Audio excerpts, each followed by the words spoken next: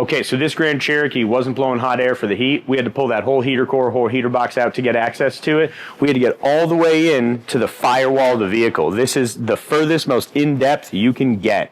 So if you need help with yours, we've got the right guys to get it taken care of. We can get you blowing hot this winter. You don't got to be cold. All of this. We had to pull all of this out. Every piece and part, the whole front end of the car, all the heater box. You can see all the corrosion and rust along the edges of it. It was definitely time. And now we can say that we'll be able to keep the family warm.